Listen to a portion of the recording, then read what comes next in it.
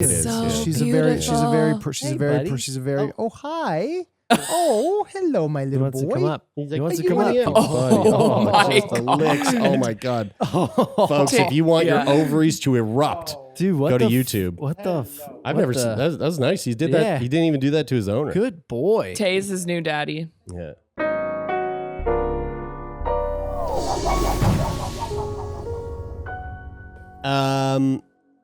We have now changed the podcast. It is no longer Sick Boy Podcast. It is just Dog Podcast. There's 2 fucking dogs in here. And actually, to be honest with you, We're going to be reviewing dogs every week. Yes. These ones we get them from the so breeders. this one I found. It has a nice rump bottom. Its temperament is quite calm, as you can see. It's just letting me turn it around like crazy in the air. It is How much cute. does it weigh? It is cute as a button. It weighs precisely 7.9 pounds. Wow. I think I will name it Donut. And then do you- after you name it, we'll take it back to the breeder and we'll have different ones to review on the podcast. That's right. For next week. What do you guys think about this one? What do you have there, Brian?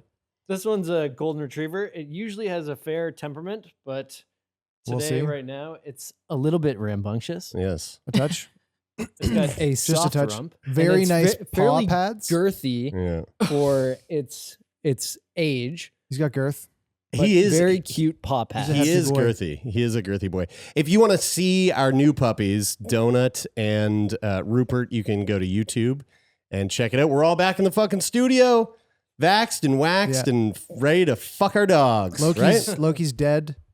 Oh no, I had no! I had to put Loki down, so No, he's that- not with us. No, that's not true. That's not true. But speaking of dead dogs, I don't think this dog Yeah. is dead, but this dog will eventually die at one point. Check this fucking Is video. that a out. real transition? It is. This is all the talk of dogs made me really want to find a way to put this in the show. This is an X-ray of a dog while eating. Look at this. Oh, whoa. Now you can see he swallows it, wow. and it goes right in his, and you can see that the owner is feeding it shit. Yeah. So he's eating logs it does of poop. look like logs of poop. You know what's really interesting about this is that, I mean, this is fascinating regardless of whether It's it's, an super animal wild. or a human or whatever it would be. But I always imagine that it takes a really long time for it to get to my stomach, but it really, it's right there. Well, right I mean, away. yeah, but I mean, a dog, I don't know. I don't know. I actually don't know what happens with human anatomy. I know a dog's like digestion's much quicker than ours, but it does slip down there pretty quickly. Now, here's the thing. It looks like a roller coaster taking off. It does, I right? feel like I've got about the same digestive rate as. Here's the crazy part of this dogs. video, though. Probably. It hasn't happened yet. So in a couple of seconds now, they force the dog so much food that it then throws it all back up. Ready for this? Oh, No. no, he Stop. doesn't. No, I'm joking. No. I just had the video on loop. Thank God. But yeah, that was kind of cool, right? So for our listeners only, it was a video of an X-ray of a dog eating, but you can like see the food slipping down the I guess what would you call it? Like, Accelerating, if you The will. other end of their asshole. yeah, from mouth to ass. It did look quite fast, eh? The way it slips down It there. really does. Yeah. Yeah. Isn't that hilarious to think that the other end of your asshole is your mouth? Yeah, Well, we're all donuts. kind of. I've I always mean, been. I've been very, saying this. very much exactly. I've been saying this forever.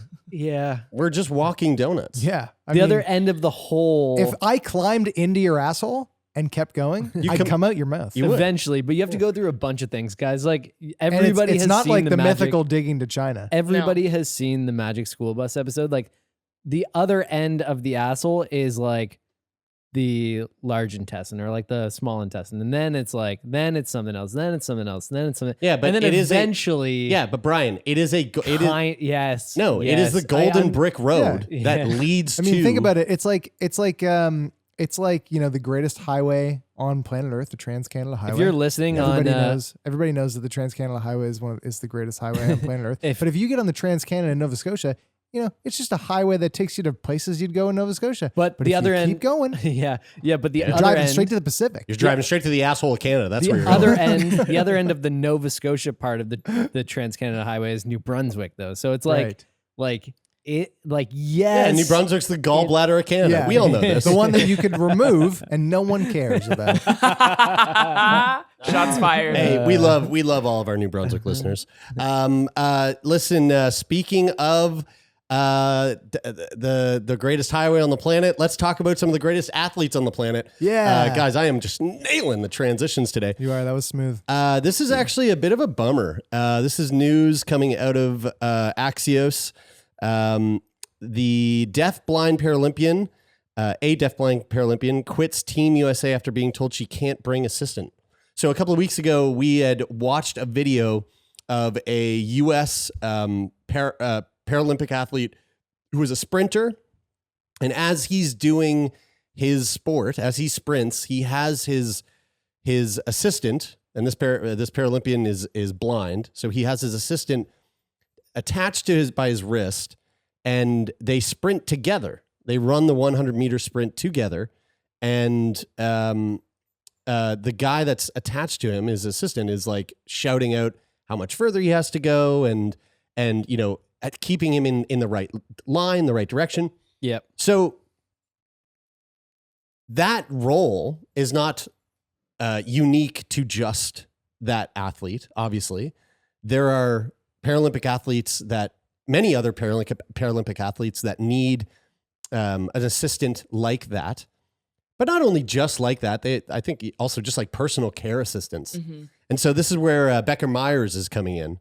A 6-time Paralympic medalist who is blind and deaf withdrew from Team USA this weekend after being told that she could not bring her mother, who also happens to be her personal care assistant, to Tokyo to help her navigate the games, per the Washington Post. Why?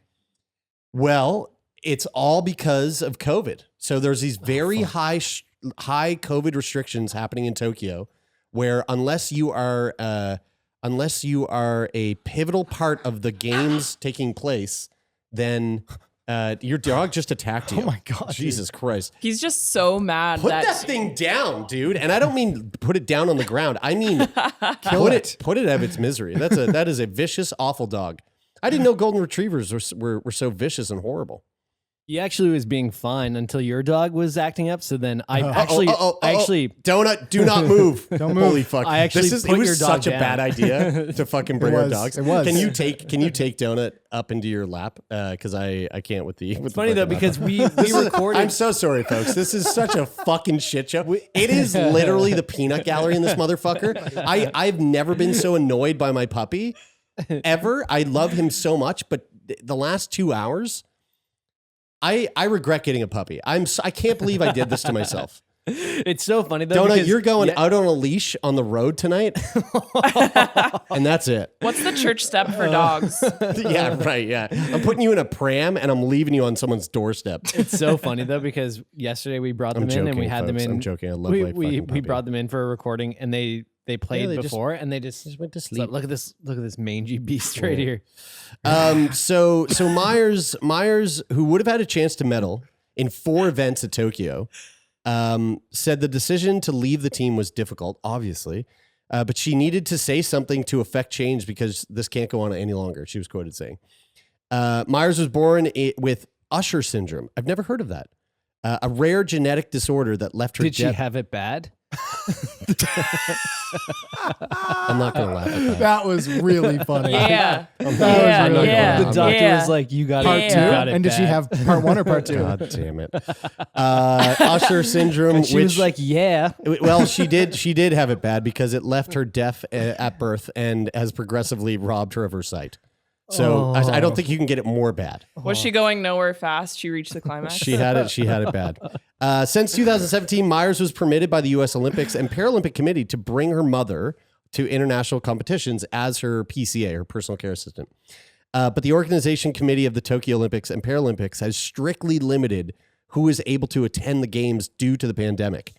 This means personal care assistants, including Myers' mom, are not permitted to travel to Japan, the USOPC told Myers and her family, which, like, okay. It's fucking insane. It's fucking insane because, listen, yes, I understand it's a global pandemic. You need to take all the precautions that you can take, but she needs that person there. Like that is absolutely required. We were having this conversation the other day about like a couple days ago about the, you know, like there are rules and there needs to be rules and we've drawn lines in places just because there needs to be a line drawn somewhere.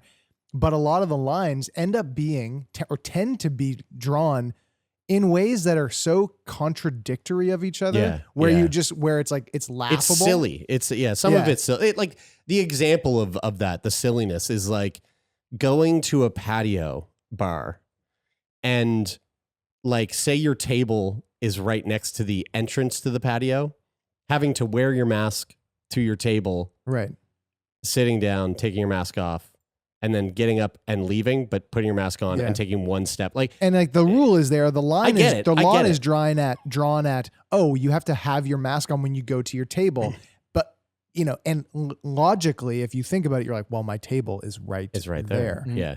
So like, I obviously don't need to, but the line has been drawn. Yeah. And so you're asked to by this. And so it's like, it's this way in which it ridiculously contradicts itself. It makes no sense. Yeah. And in like hospitals, and when you're going to clinics, and you have to, and you should be able to be there with somebody that you love, or somebody that, in this case, that you need to take care of and needs your actual physical support, and it's like, that person they probably live together, or if they don't live together, they probably are so close with one another because they support each other in that way, that it's like, yo, if one of us has COVID, we both got COVID. That's just how it is. But it's also, you need to like it's frustrating when people can't think of like, what is the intent of this rule? Like, what is the purpose of this rule? Because like, to go back to the analogy of like the patio and taking one step and having to put your mask on, like the intent isn't, I get that. Isn't to like, I understand it. Isn't that you have to,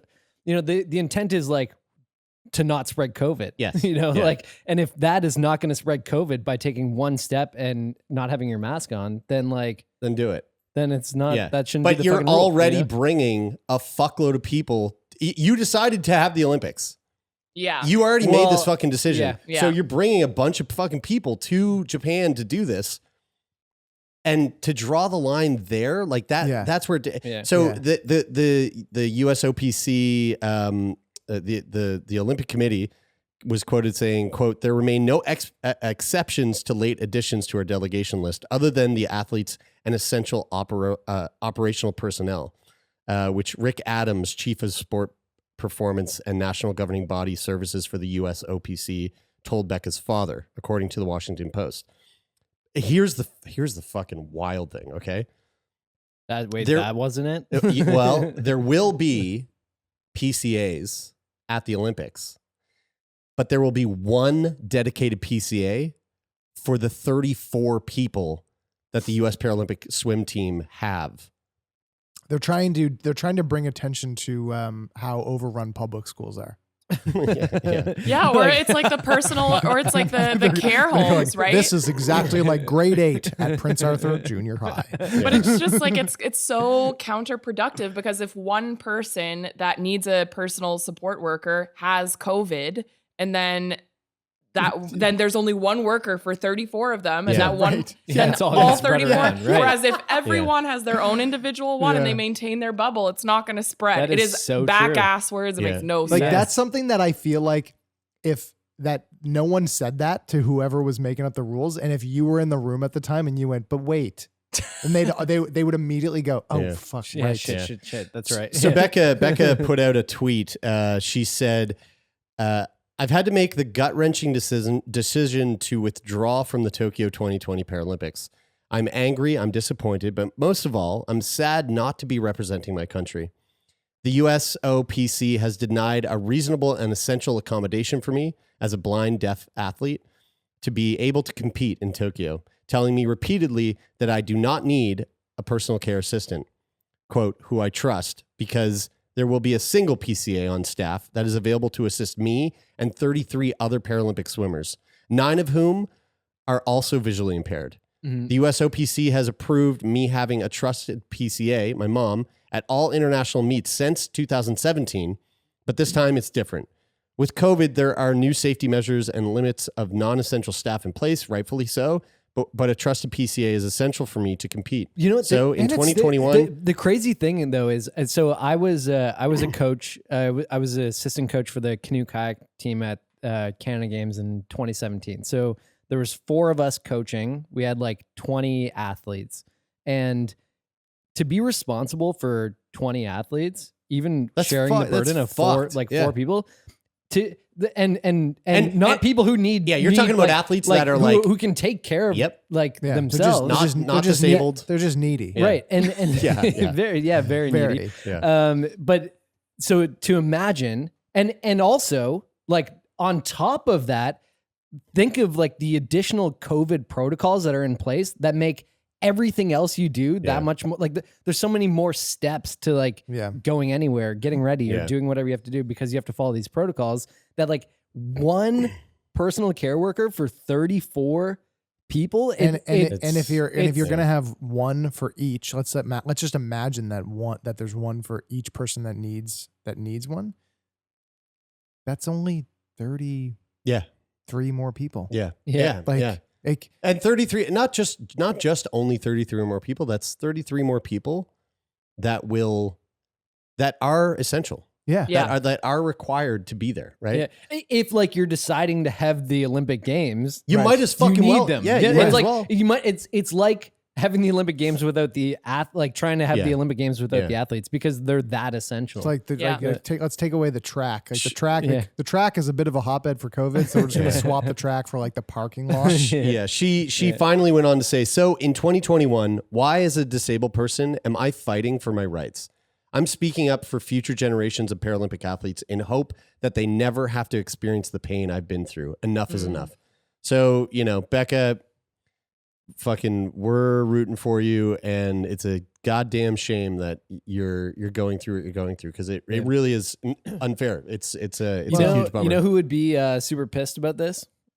Who's that? Our friend with CP, David Wendell from Six Wheel Painting Co. Yeah, and he would be. You know what's sweet? He sent us a box. I've got 2 t-shirts for you guys. You're wearing one of them. I'm wearing one right now. Brian arbitrarily took the black one. He didn't ask either of us. I was the one who There's only one other neutral liaised color? with him to get them, so I was like, I did the work. But also, right above my head here, you can see the artwork that we purchased from him in studio. Yeah, that's one of the pieces. There's 2 other ones, and I fucking love them. And Brian decided which one gets to fucking come to the studio and which ones he keeps.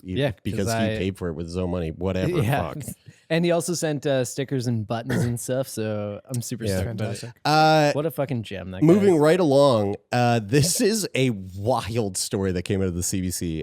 My good friend Katie, all the way from Vancouver, every once in a while will send me a text with something just chef's kiss for the show. And this is it. BC nurse driver's license suspended after she couldn't do a breathalyzer test due to facial paralysis. Jamie Vanderleek says she had no way to prove her sobriety under law about roadside alcohol breath tests. Okay. So a BC nurse whose face is partially paralyzed says her driver's license was suspended and her car impounded after she was unable to provide a breathalyzer sample during a roadside check. I don't know why I'm laughing. And that Canadian laws about alcohol breath tests leave people with certain disabilities no way to prove their innocence. I thought you were laughing because I was like, is she like, why did she get pulled over in the first place? Is she just a shitty fucking driver? Yeah, well, look, I want to be careful what we say because Lauren, I would actually love to get Jamie on the show. Okay. So Jamie Vanderleek, she's 44. She's from Port Alberni, says she developed a severe case of Bell's palsy, damage to the facial nerve, which has left her paralyzed on one side of her face during one of her pregnancies. That's fucking super wild in and of itself. Yeah. The palliative care nurse was vacationing with her husband and children in Penticton in BC's Okanagan Valley on Saturday. Lots of good wine there, just saying. When an RCMP officer stopped her for a roadside check after a day at the lake. So it was just a roadside check. Pulls in, right? Like I haven't gone through the article, but there's nothing to say that she was swerving all over the fucking road and like that's why I was like, hit a man, the pedestrian. Bell's palsy thing, like that, that fucking sucks, and that's not funny. But, no. Getting pulled over because you're a shitty driver and them thinking you're drunk, that would be kind of funny. Maybe, yeah. So funny for us. Yeah, the officer asked Vanderleek to provide a breath sample to test for alcohol. Now, was that RCMP officer looking at her face going, you look drunk as fuck? Right. The whole side of your face ain't moving. Yeah. You got to be drunk. I don't know. Who knows? Yeah. So he asked her for a breathalyzer, and she says she tried, but because of her condition, she failed to create a seal over the device and blow in enough air for a viable test. So she was like, yeah, I'll do it. But of course, her mouth can't like wrap around that fucking thing so she can blow hard enough. She says she explained her medical condition to the officer, who told her she was being difficult and said she would be served an immediate roadside suspension. She said, I can't even blow up a balloon. I said, I'm actually trying my best, but I can't even blow up a balloon for my kid's birthday party, she said. And he's like, that's exactly what a drunk person would say. Yeah. He's also a character from Scooby-Doo. She said, I said, go ask my kids in the vehicle. They'll tell you mommy's face is broken and she can't blow up balloons. Oh my God, mommy's face is broken.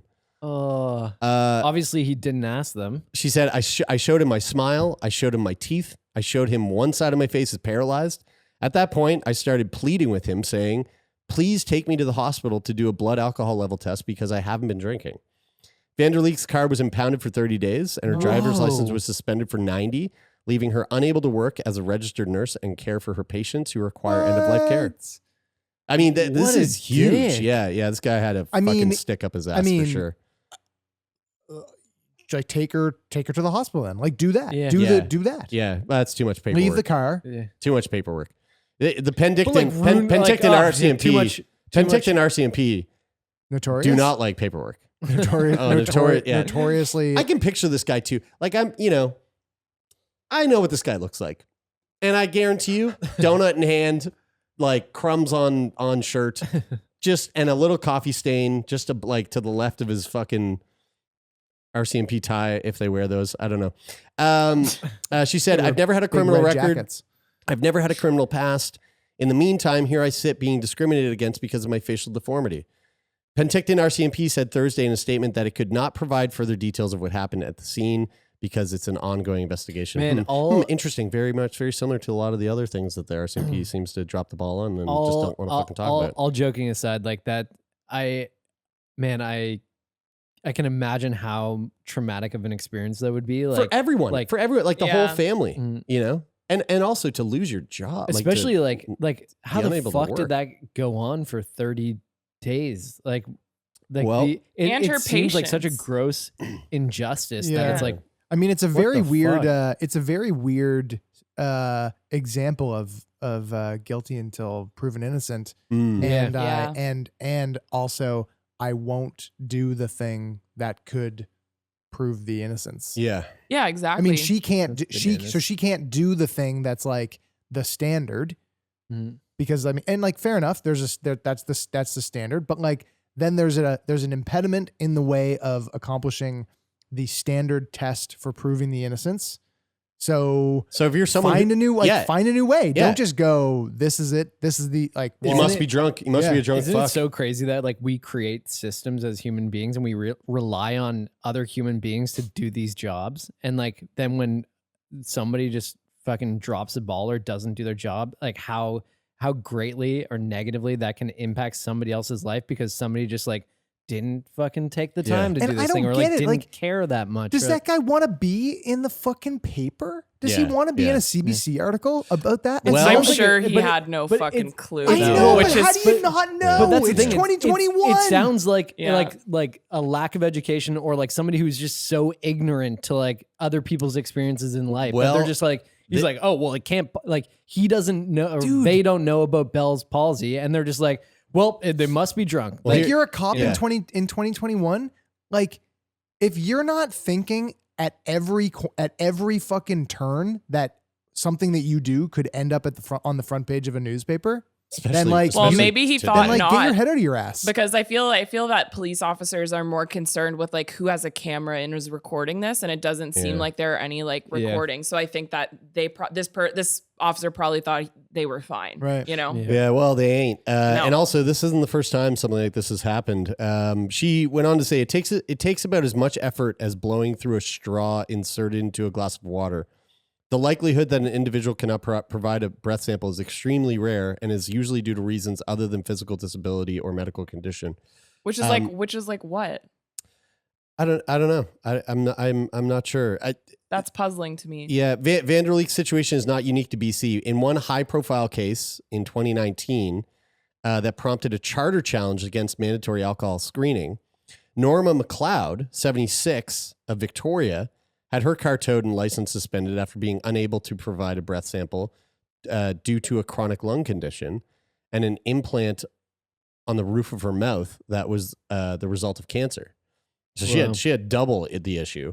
Quote, I do think Canadians should be concerned because of this exact issue, said BC lawyer Jennifer Tarrant, who was part of a team that filed a judicial review with the BC Supreme Court regarding McLeod's case. Quote, there are a number of people who are more vulnerable, whether they have illnesses or injuries that prevent them from being able to comply with the demand. If a driver refuses to provide the sample or is unable to provide a sample, a police officer can issue an immediate roadside prohibition, an IRP, or make an arrest if the person has a spotty driving record. Taryn works with the Victoria-based Steel Law Corp, a firm that focuses on roadside prohibitions and other alleged driving offenses. Prior to 2018, police were required to have a reasonable suspicion that a driver had been drinking before demanding a test. But in December 2018, the federal government amended the Canadian Criminal Code, allowing police to demand roadside breath tests of any driver. Taryn has been served an immediate roadside prohibition.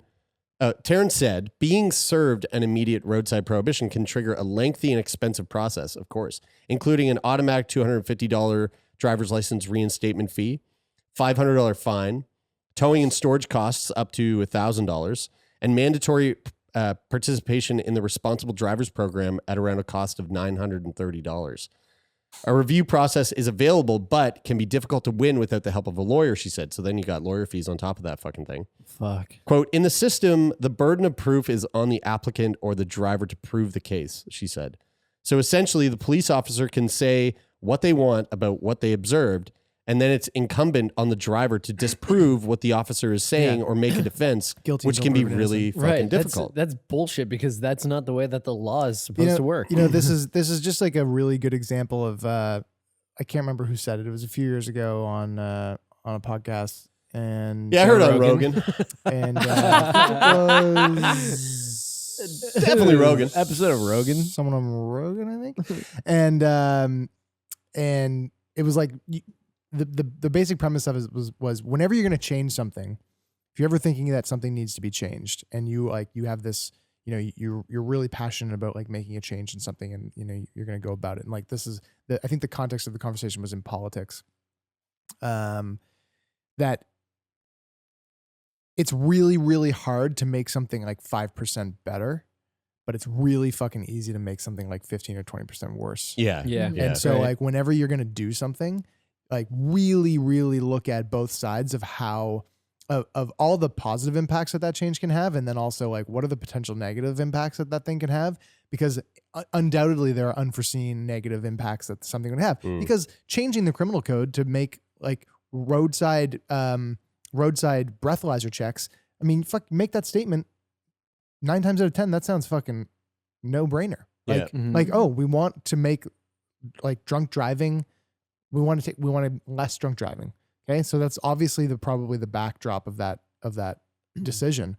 But then you do that, and then it comes along these Depends on who instances. you ask though, what communities you ask, if that's a good thing. Sure. too, Right. Yeah, exactly. But exactly. That's exactly the point. But that's what I mean. Cause on the level, on the very surface, if you just say, hey, like drunk driving, we want less drunk driving, right? Yes. Should we enact this thing that should take away that should make drunk driving a less common thing?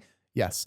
And now you have this. Dig down a few layers deeper, and you're going to start to find problems as to how that could happen. And this is an example. And like an example, like when you talk about communities, there's probably a lot of indigenous communities that get really fucked over by that because of like heavy discrimination in terms of indigenous communities thinking that there's more alcohol happening there, and like that just like but it's also just giving more assumption. Power to the police, which is which is a fucking huge problem. Problem too. The officer said, "Put your hand over your face and pinch your lip closed." She said, "Quote, I tried everything he told me and I couldn't do it." She thinks the law needs to change. Quote, "I don't want to see one more person with a medical issue go through what I'm going through," she said. I would like to see if someone can produce a breathalyzer for a medical reason that the officer has to immediately take you to emergency to have our blood alcohol taken. Give us a chance to prove we're innocent. So I don't know, you know, like maybe we'll get Vanderleek on the show and have a conversation about this, because there's definitely, I mean, for sure, this is a, you know, assuming she wasn't drunk, this is an issue. Yeah. Yeah, this totally. is a fucking issue. Well, even if she was, like, there was no way to prove it. That's the the whole thing. I wonder if, like, so you know how if you need corrective eyewear, that's on your driver's license as a condition for you driving. It's like, this person cannot drive unless they have corrective eyewear. Like, I wonder if that's something that could be on someone's license. Right. Yeah. Right. You know, This so that person- way this it's not person taken cannot- advantage of. You this know, person by, cannot provide a breathalyzer test Exactly. because Bell's palsy or something. Yeah, exactly. I wonder, but like maybe that would, but then like as a counterpoint, maybe that would put like an undue burden on like getting a doctor's note. You know, like there's so many, but there has to be a solution to this. Yeah. You know. Moving along then. How about that transition? Our friend Keith MacArthur. If you don't remember Keith, he was on the show. He is the host of Unlocking Bryson's Brain, also a CBC podcast. Highly suggest you go check it out. Keith put out a tweet thread that really took off, and it was quite interesting. I'm going to read you the thread and bring up some photos that went along with some of the tweets. It's a 28 tweet thread. Oh, It's an 87,000 tweet. Yeah, it's actually thread. a novel. it is a novel that in Twitter. put on a Twitter thread. No. I mean, it is a Twitter novel. Really, It's a twavel. our pandemic isn't over, Keith said. A thread about families who have been double vaxxed but see no end light at the end of the tunnel. Families like mine. So this is a photo of Keith and his beautiful family. Look at that sweet dog, though, eh? Dude, How much does his other kid's hair? His hair, yeah, like his kid's hair and the dog. Wow. It is remarkable. Pretty amazing. Keith said, yesterday I sat on my front porch and watched kids across the street running a lemonade stand. They were laughing and having so much fun. Despite their masks, it was one of the most normal things I've seen in months. Life in Canada is getting back to normal. As of midnight tonight in Ontario, restaurants, bars, and movie theaters can open their doors. Large-ish social gatherings are allowed outside again, as well as smaller indoor gatherings. But our family isn't close to getting back to normal because even though we're fully vaccinated, we're not. We're not protected. Sorry. Some background. 5 years ago, my doctor told me that my kidneys were about to fail. If I didn't get dialysis or a transplant soon, I would die. My sister Stephanie donated one of her kidneys to me, and that saved my life. My transplant was a medical miracle, but in order to prevent my body from rejecting the kidneys, I'm on drugs that lower my immune system. This puts me at higher risk of getting seriously ill or even dying from #COVID-19. Yeah. I'm not exaggerating when I raise the possibility of dying. One study found that 20% of transplant patients who contracted COVID-19 died at a much higher rate than the general population, to which he provided a link to that study. He went on to say, health officials in Ontario have recognized this extra risk and allowed people on immunosuppressants to get both doses early. Getting my 2 Pfizer vaccine doses were 2 of the best days of my life. I felt like a huge weight had been lifted off my shoulders, not just for me, but for my wife and kids who've been in extreme lockdown for 26 months. But I knew there was a chance that the immunosuppressants I take to stay alive, the ones that make me high risk for COVID, could also lower the efficacy of the vaccine. So about a month after my second shot, I got a special test that measured how much antibody I developed for COVID-19. I expected some reduced efficacy, but I was shocked when I got the test results back. Despite getting 2 shots of the Pfizer vaccine, my body had developed 0 antibodies for COVID-19. None. Whoa. Well, that's wild. Studies show this is typical for about half the post-transplant patients. Wow. He then also added a link to an article that backs this up. He went on to say, my kidney doctor My kidney doctors say there's a chance the vaccine helped me in a way that can't be measured, but they can't know for sure. Their advice to me is to keep living as if I am unvaccinated and high risk of a medically dangerous case of COVID-19. I should pause here for a minute and acknowledge this is absolutely a problem of privilege because I live in Canada. I was able to get a life-saving transplant at no charge, and I live in a country where everybody who wants to be vaccinated has the opportunity. Mm-hmm. But I'm still worried. Not about myself. I can keep living the pandemic lifestyle for as long as I need to. No, I'm worried for my wife and my kids who feel like they also need to keep living this way along with me. This is Connor. He just graduated from high school after spending more than a year in online classes. He lived in a bubble for a year and a half and hasn't complained at all. Now I'm worried that as long as he lives at home, he'll be on lockdown. This is Bryson. He has severe physical and cognitive disabilities because of a genetic condition known as GRIN disorder, GRIN 1. Bryson loves school and was so excited to start his first year of high school, but he stayed home all year to keep me safe. For Bryson, the implications of missing school are pretty severe because he's missing out on things like physical and speech therapy. This is my wife, Laura, and her mom, which somehow I've missed that photo. They've seen each other at social distance outdoor visits, but Laura hasn't hugged her parents since March of 2020. Laura, Connor, and Bryson are all fully vaccinated, but they feel like they too have to keep acting as if they haven't been for me, because nobody can tell us what kind of danger they might pose for me if they get exposed to someone with COVID-19. There have been some studies that have shown that a third dose can help produce antibodies in transplant patients who didn't respond to the first two. He provides a link for that study and then goes on to say some countries, including Israel and France, are already rolling out a third dose for immunocompromised people. The annoying thing, though, is that the fucking cops would show up and be like, it's not part of the rules. Yeah. So unfortunately, blow into this tube. you have to blow into this tube. Yeah.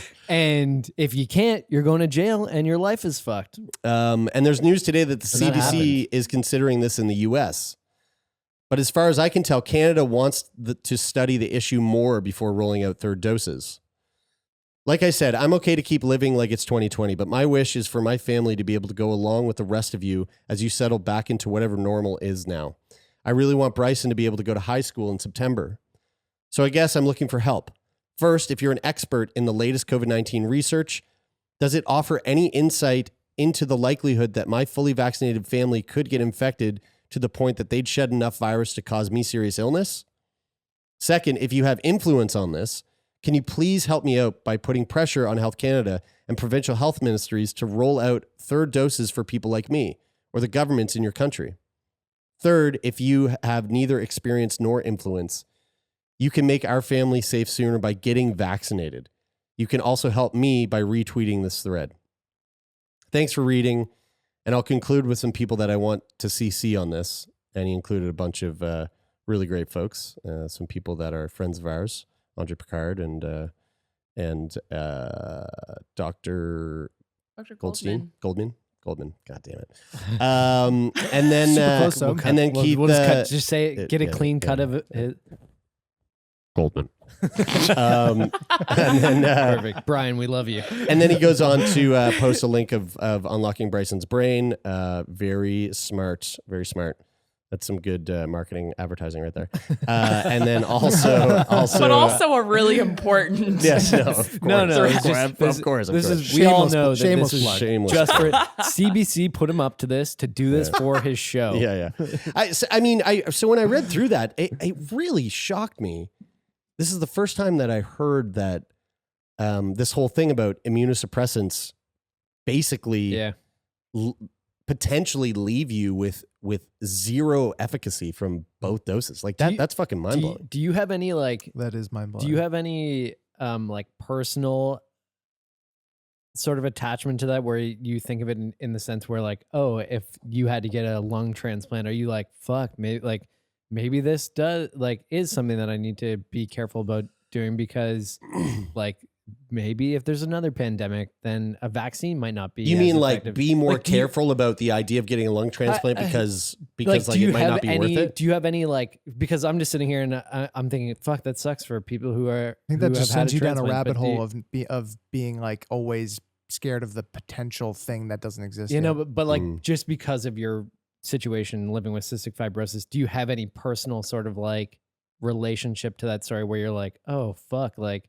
being immunocompromised, living with CF2? Like, Well, I'm not though. So I'm not Okay. immunocompromised. Okay. If I had a double lung transplant, I would be. you would be, yeah. But cystic fibrosis is not an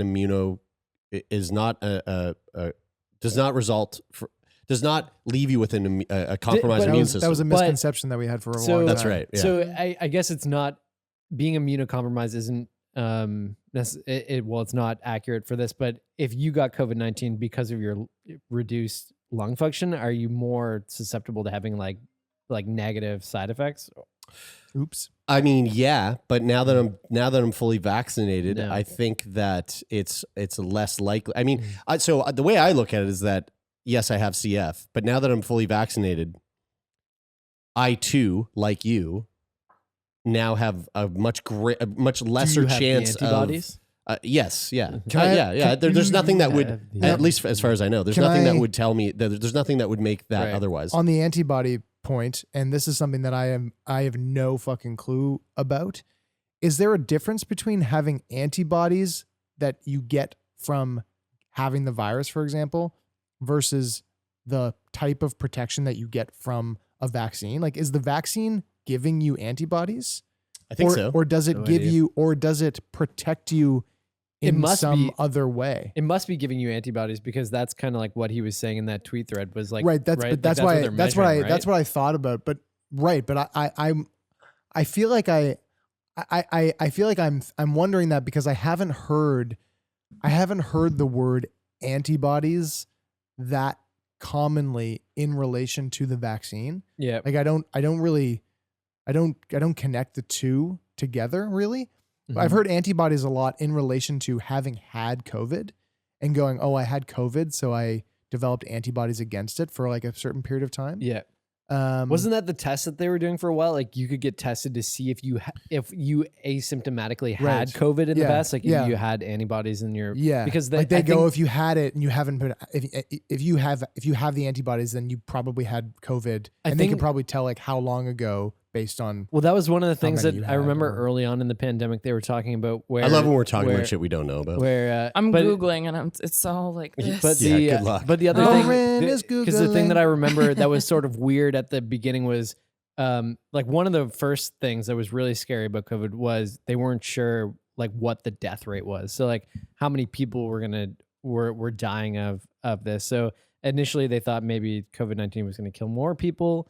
I feel like that- Lauren has answers. That were getting infected, but then as they started to test people and find out that there was more asymptomatic cases than they had initially thought, they were testing people using these antibody tests that were like, hey, Mhm. actually there's a fuckload of people that were infected that actually didn't have any symptoms at Mhm. all, which then made them, project that the death rate was actually less than what they'd initially thought because there was less positive confirmed cases. And I'll say that more positive. I'll say that the reason why that question comes up is for me is because mRNA vaccines are different from the vaccines that we've had in the past, which do give you like they give you the virus. They give you Yeah. the virus, and then you create an immunity against it from Right. having had it. Mhm. Whereas mRNA is not doing that. So See, I think that these conversations, when we just start like fucking speculating about shit, these are what lead to us going, we should get a guest on to Totally. talk about that. This And is that- also what leads to Yeah. what's her name? Louise Sa- fucking sent sending us a Louise. emails, which is fucking great email. because then that leads to the guest coming on. But and these- that learn also more leads about to it. us losing a listener like Louise. Yeah, what? Lauren, what did you pull up there? Sorry, Louise. So this is from healthdesk.org,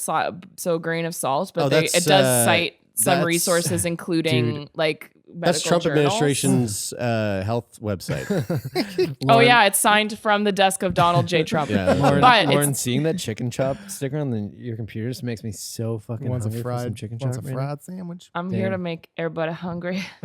So basically the long and short of what this says here, says information has circulated online that getting infected with COVID-19 produces a better antibody response than the vaccine. So getting the virus does produce a No, this is saying that information online says that getting the virus produces a better antibody response than the vaccine. However, it goes on to say whether or not an antibody response following a vaccine is stronger than an antibody response following infection depends on a range of factors and can go both ways. So you are getting antibodies from the vaccine. You are. Okay. So it's a crapshoot. Like you might get a weaker response from a vaccine or a weaker response from actually getting it than getting the vaccine. It depends on a lot of different shit. I wonder if we should have just gotten it instead.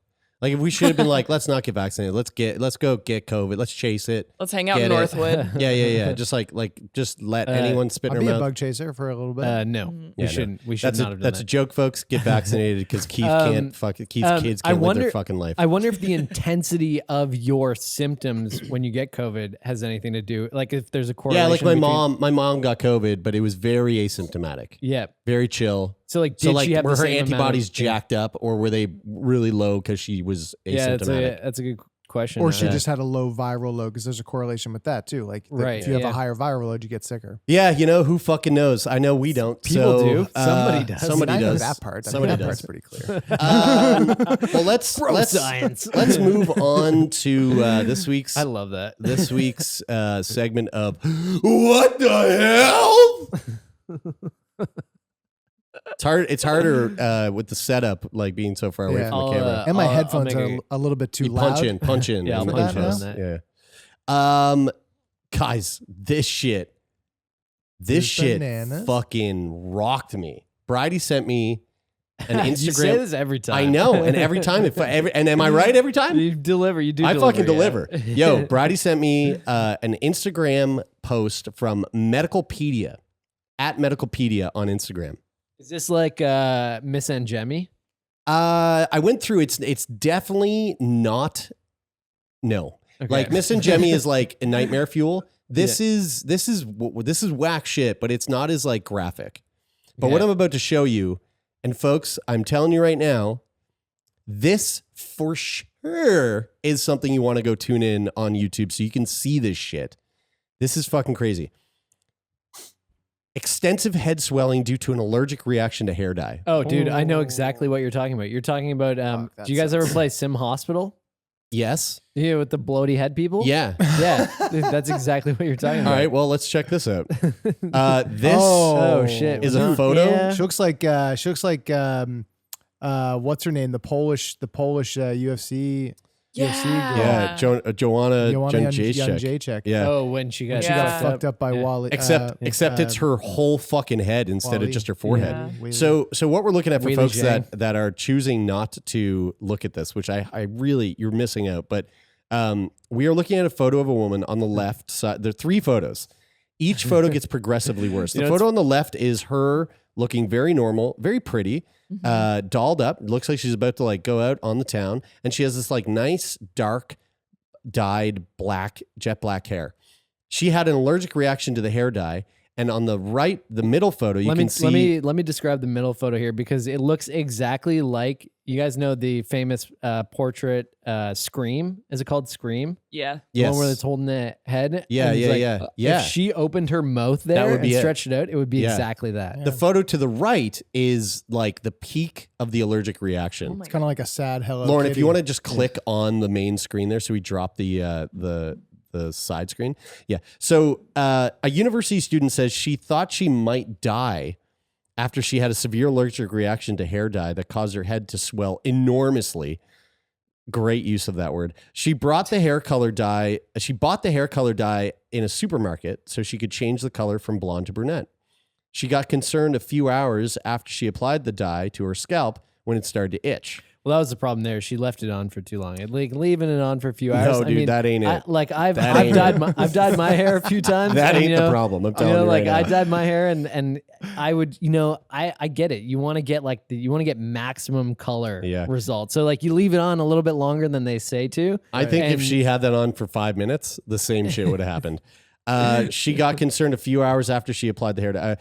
Not thinking too much about it, she went to the pharmacist to get some cream to deal with the irritation. but the worst was yet to come. 2 days later, she looked in the mirror. Oh my God.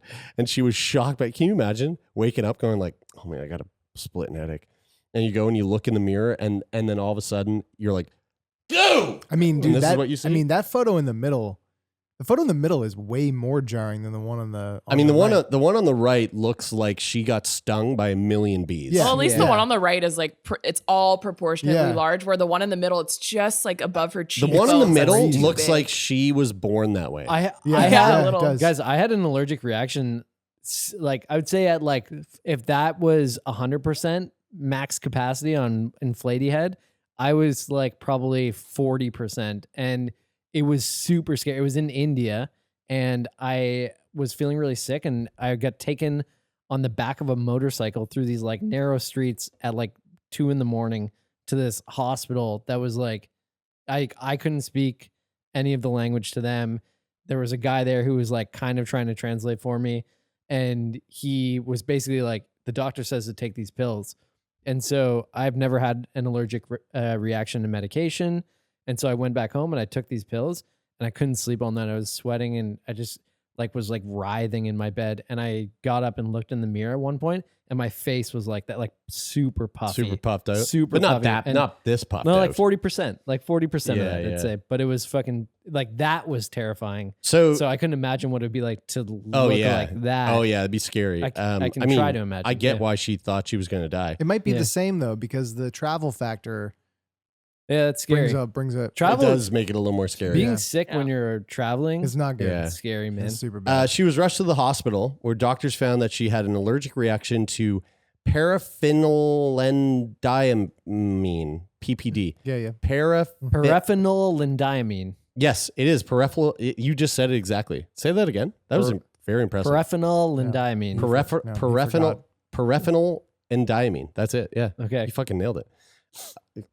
Fuck Louise? you. Fuck you, dude. Louise? Which is a compound found in 90% of hair dyes. I And think known to- what you meant to say, Jeremy, was paraphenylendiamine. It's a compound found in 90% of hair dyes and known to carry allergic risks. After treatment, the swelling eventually went down and her face went back to normal. Crazy. But then her head fell off 2 days later and she died. Well, But if you Google hair dye allergic reaction, you get wild results. So again, this is an allergic reaction that has not happened to just this woman. We have another woman Are here. we gonna get a slideshow? We have another woman here. This is Shamiz no. Armstrong. whoa. Dude, Shamiz is way worse. Wait. Way worse. All those They're the pictures same are the person. same This person? is the same woman. No. This looks like the new M. Night Shyamalan movie. Yeah, dude, yeah. Shamiz, 34, from Texas, went to have her hair colored at a salon because they used henna, a temporary plant-based dye, which is what you usually see people do, like those fake tattoos. Dude, she looks 15 years older in that second photo. That was wild. So 3 years ago, she realized that she had an allergy to Paraphenylendiamine. a chemical used in permanent hair dye. Dr. Howard Sobel, a New York-based dermatologist and founder of DDF Skincare, says this type of allergy is relatively common. Paraphenylendiamine, a chemical frequently added to hair dye products, is used to intensify the color and shorten the application time, Sobel explains. Yeah, But- see, but it's a supposed very- to shorten it, but they it's a- just left on too yeah, long. but it's a very powerful allergen. Normally, henna hair dye does not have PPD, but Sobel warns it is often added. In Armstrong's case, it was. In the days that followed, her symptoms escalated from an itchy scalp to her eyes becoming completely swollen shut, landing her in a trip to the ER, needing a full week's worth of recovery. Guys, time. dye. I mean, man. Okay, Kyla's been dyeing her hair since the day we fucking met, and long before then. And I'm like, man, that's got to be seeping into your brain. Oh yeah, But it is Like- so Oh, yeah. beautiful. It It's is, so yeah. She's beautiful. a very. Oh hi. Oh hello, my He little wants boy. to come up. He's He wants to you come wanna up. come? Let me Oh, you hang wanna out with come you. up? Come on, bud. Oh, that's so cute. Oh, Oh my He's god! like, Go to actually, you YouTube gotta right now, fucking- folks. You got to I see gotta this get shit. under your armpit. Oh my God! Oh, sweet Hello. boy, you want cuddle time? Oh, my Oh, God. buddy, Oh. buddy, Oh, buddy. Oh, my just the licks. Oh my god, folks! Dude, If you want yeah. your ovaries to erupt, Dude, what go to the YouTube. What the? F- I've what never the- seen that. Was nice. He did Yeah. that. He didn't even do that to his owner. Good boy. Tay's his new daddy. Yeah, He's like, I'm going to piss Hey, on you that's now. good. Hi, handsome. Good boy. So that was our What the Health, and goddamn, what a fucking wild thing. So, folks, I think the moral of the story is, don't dye your hair. Not worth it. Not worth it.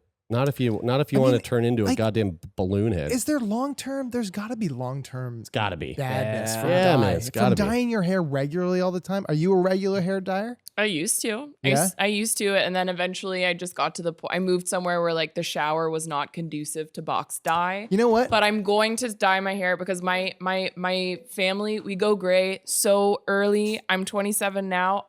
I'm probably within the next 5 years I'll start having to. I like gray hair. And You know what? don't know. I just I'm want to too vain. apologize, Lauren, because I'm too vain. my automatic reaction was to turn to you and ask you if you dye your hair a lot. And How that was, sexist. And that was sexist of me, no, especially when but I I'm the have only- somebody right in front of my fucking face. Oh Who my does God. it all the time? who Wow, dyes you his literally hair? just dropped the dog, and I think it's dead. Just dropped him on his head. He broke his neck. Although to be fair, Tay, like I'm the only person who's like hair dyeing habits you don't know here as Right, well. yeah, so right, that's yeah. a fair question, Right. I would say, for that reason. Yeah. Thanks for making me feel better. I dyed my hair quite a bit, but yeah, like that probably makes sense that I talk and speak the way that I do now. you know? yeah. Like, You've been progressively Yeah. slowing down. Yeah, Yeah. yeah. Well, I was like I gonna was say, what if good it- for a while, and then like There's also then I like a started deadness dying. behind your Yeah, eyes. Brian just started to stare off beyond my face. Like I realized that he's actually looking over my head whenever we're talking. I dye my hair a lot. Folks, so glad that you joined us this week. We love all of you. Thank you for listening. Thank you for tuning in. Whether you're listening on and watching on YouTube, leave a comment below. Let us know what your thoughts are on all the things we talked about today. If you are listening from Apple Podcast, be sure to leave a rating and a review. We really appreciate that. And if you're hitting us up on Spotify, all you Gen Zers, make sure you hit that follow button because we know it does the good Lord's work. To our patrons, you know that we love you the most. Yeah, all you glizzies out there, if you want to send us a note, you want to tell us what you're up to, how much you love the podcast, you want to talk some shit to us, you can just slippity slide right into those DMs, or you can send us a letter at letters@sickboypodcast.com.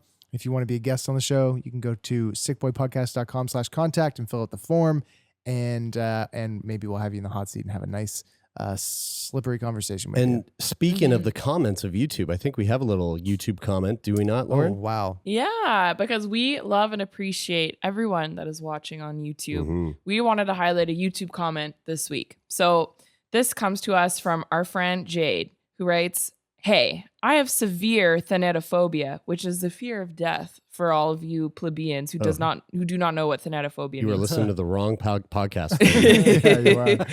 She writes, "I have severe thanatophobia, and honestly, your talks have been helping me. I wish I could have a more positive outlook on death, as this affects my life so much. Thank you so far." you You're so welcome. far. Thank you Yeah, so so far. Yeah. Interesting. I think, yeah. But anyway, It's all I coming love to that. a close. It's all come to an end soon, my friend. So enjoy it while you can, while We're you're all still gonna on this die. planet, because Yeah. eventually you're gonna die. Hey, but guess what? There's religions and stuff where you can go and believe that there's like pearly gates and shit afterwards. So like, Yeah. maybe just try that. And I'm then a you'll be fifth okay. level laser lotus. Oh my God. And my new church, my I just new wanna- laser lotus church. I just want to say thank you to everybody who makes this show happen. Thank you so much, Lauren Sankey. You're one of a kind. Taylor McGilvery, Jeremy Saunders, and me. It's really fun hanging out with you guys and doing this. Love and it. our little doggies, Donut, Yeah. Rupert, and recently passed Loki, and Lauren's God cat. bless. Nico. R.I.P., buddy. R.I.P. Thanks so much to Jeff Lonis, our manager, Rich O'Coin for the theme music, and Low the keyboard there. Yeah, there we go. All good. All good. That's all the thank yous for this week. All right, great, sweet. Well, folks, that is it for this week. I'm Brian. I'm Taylor. I'm Lauren. And I'm Jeremy, and this is Sick Boy.